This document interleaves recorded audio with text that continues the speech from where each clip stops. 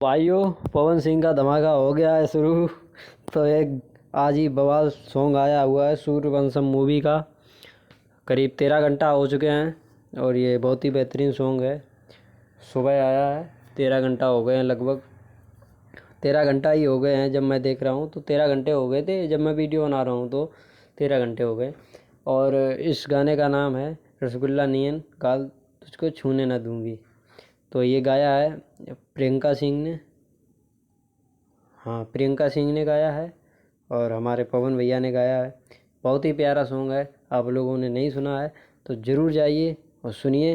ये सुर म्यूजिक पर आया हुआ है, जिस पर ये सूर्यवंशम मूवी का ट्रेलर आया था, जिस पे और गाने आए थे, उसी पर ये भी मिलेगा। तो आप लोग जाइए और ज़रूर देखिए। और जाने से पहले हमारे चैनल को सब्सक्राइब कीजिए, बेल आइकन दबाइए, कमेंट कीजिए अच्छी सी। और जाने से पहले भाई कमेंट करने के बाद लाइक भी करो यार। तुम लोग कंजूसी बहुत करते हो यार, मज़ा नहीं आता। पवन भैया यार, कैसे कैसे यार तुम यार फैन हो।